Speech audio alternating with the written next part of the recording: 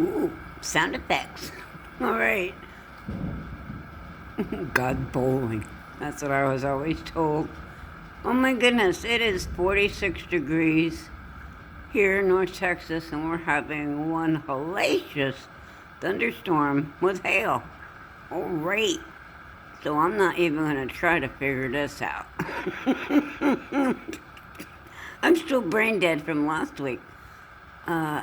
You just can't make sense out of nothing. We're going home, brothers and sisters, all right? So be encouraged. All right, watch my news first, and I'm going to just share, hey,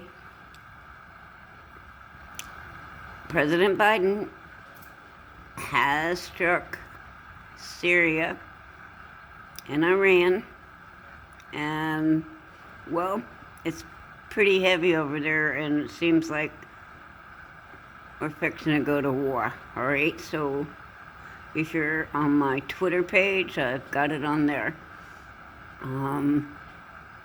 So I thought I'd share that. But I did come out to share something else, as, well, yesterday's video was like a concoction of like 5 days worth of stuff that I had been trying to get out, and my goodness, my body just wasn't cooperating. So just the lowdown was, hey, spiritual warfare like no other, confirmed in Daniel 10, and that God looks at the heart, and that if he doesn't answer your prayer right away, there might be something going on in the heavenlies not to get that answer to you, but he will.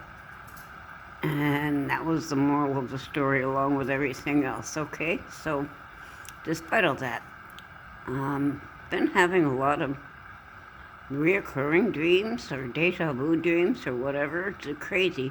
This is not the first one I put out.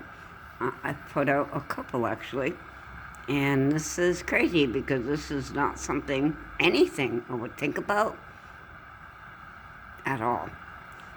Okay, so the last time I dreamt about this, I had dreamt that I had gone into this building, which was the church building that I used to go to, and I was looking for my daughter and my grandson and trying to get them out of there, all right? And so there's a lot of similarities between that dream and this dream, and it's in my my list somewhere.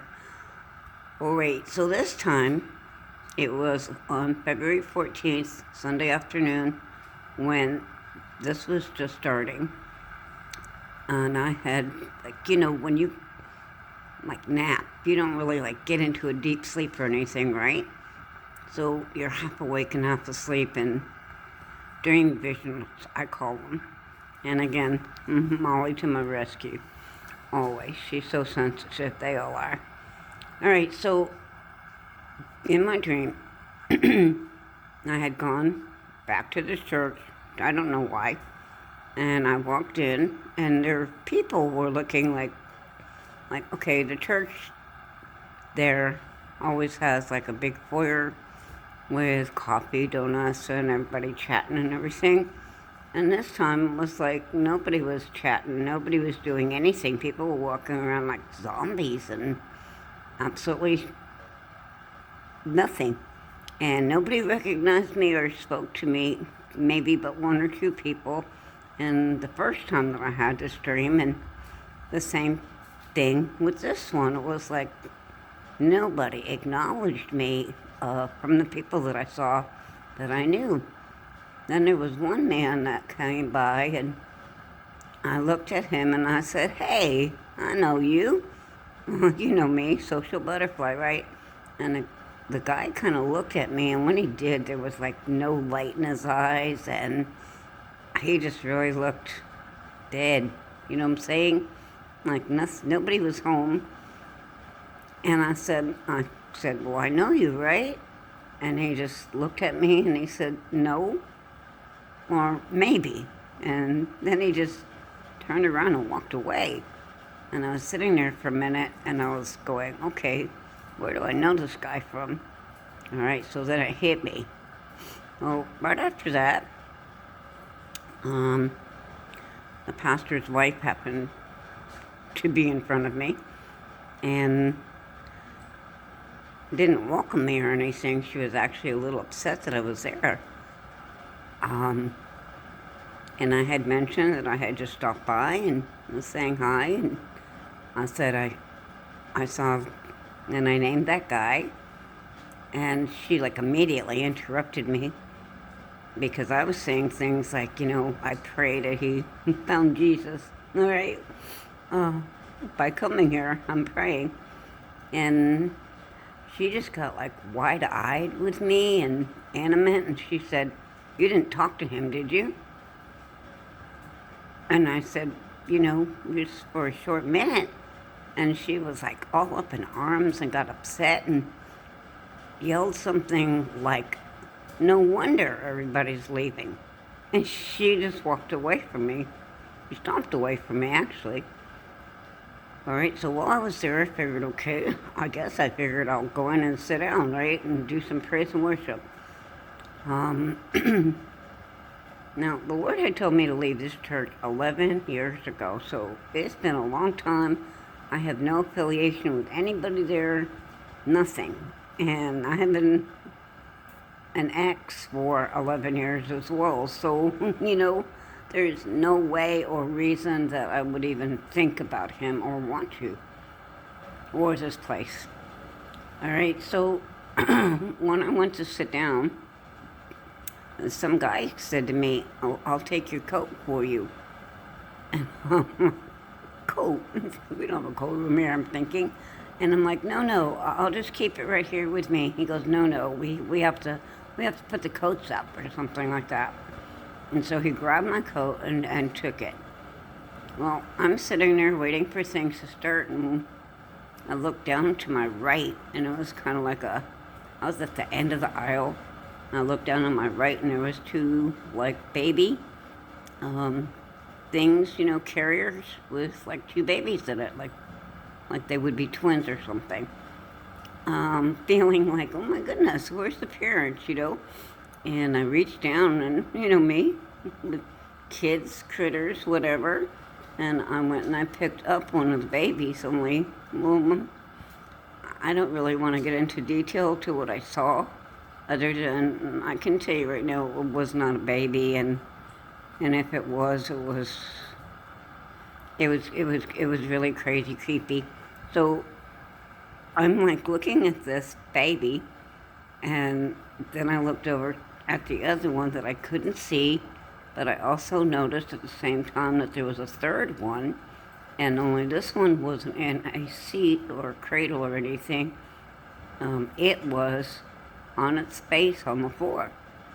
I'm thinking, oh my goodness, I've got to fix this and help this poor kid out. So as I went to grab him, door is barking at the hail. It was a lot heavier than I could imagine. So I sat back up to readjust myself. And when I did, I saw this like Asian-looking guy standing there. He was kind of glaring at me, and I just got the creepiest chill feeling.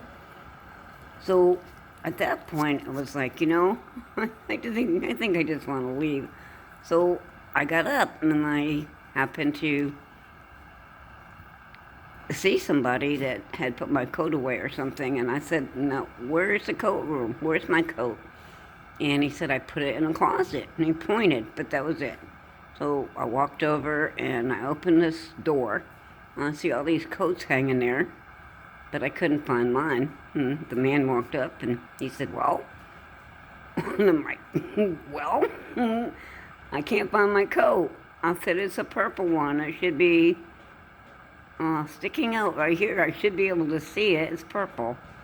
And he looked around for a few minutes, and he said, "There's no purple coat in here." I'm like, okay, so I just left without it. It was like, I just wanted out of there after what I saw. It was pretty bad.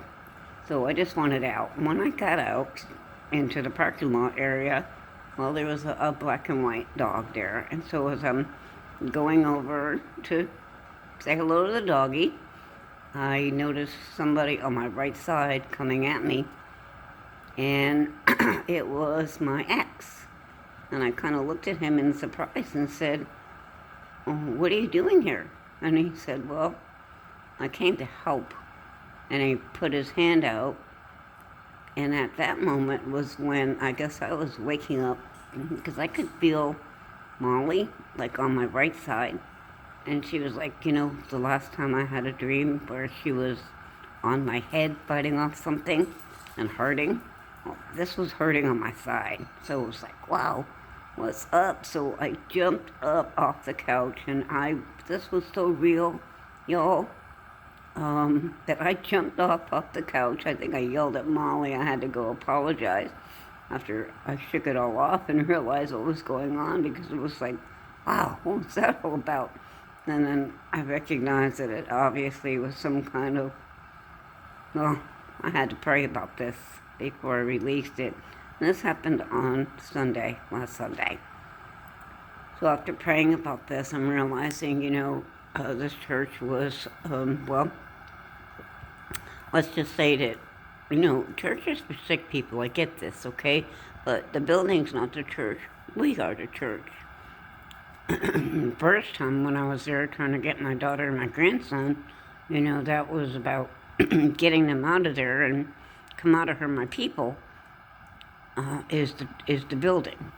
False doctrines, and this is also the church that laughed at me when I spoke of a preacher, Raptor, and scolded them about not preparing the people for what was about to happen. And I remembered many times where I was like, I'd ask for help and things, and it was like, oh, just bring them to church, and no, it was like I brought people to church, and they just looked at me like, are you serious, really? So, yeah, that just like, crushed any time that I had to witness, and I was just doing what I was told to do. 11 years ago, I wasn't like all together of saying, hey, I can do this, and just offer the free gift of salvation to just anybody at any time, and they didn't have to come to church to get it done.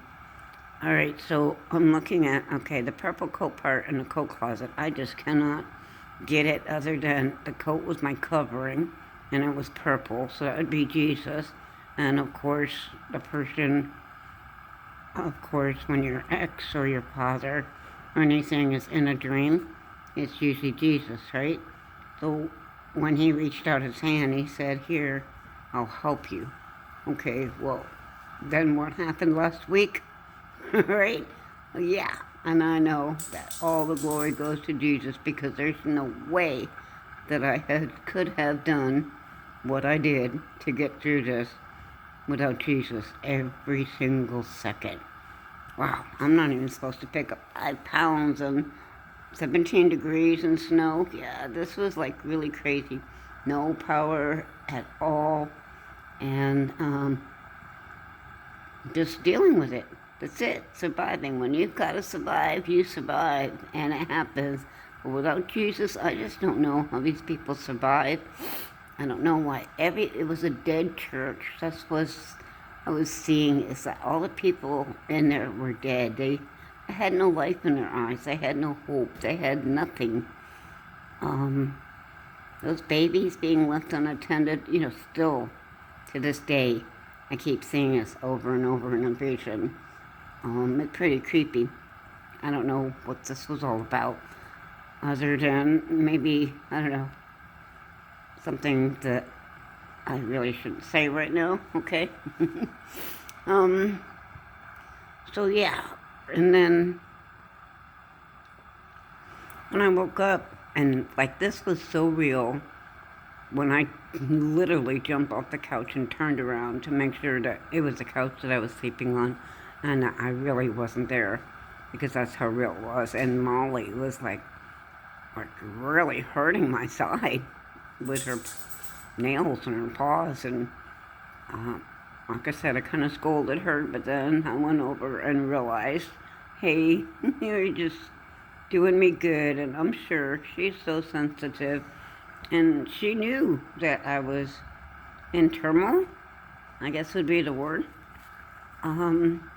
So I truly believe with all my heart, mind, body, and soul that we are about to exit this matrix, this rock, or whatever it is, and Jesus is coming.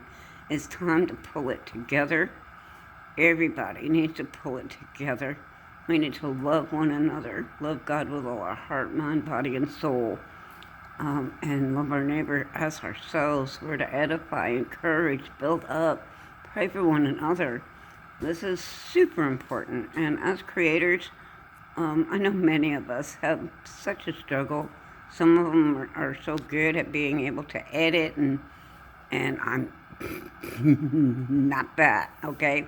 And then, of course, somebody's going to take one word or something and take it wrong, and there's nothing or no ill will in my heart whatsoever towards anybody at any time for anything, okay? So don't ever take anything personally or towards anybody. Like I was really trying to combat a couple of videos yesterday, and I didn't want to call them out. Nice and warm, Molly? I didn't want to call out the channels or say what was going on exactly, other than that you all weren't getting the truth about what was really happening in Texas, and that you needed to know some of the truths. And I see that many of them are Christian channels that are putting this out as well. So you really need to sharpen your discernment, your sword, stay in the Word, trust the Lord only, and the Holy Spirit for discernment is much needed. It really needs to be needed. Don't go on suspicion of or the theories, or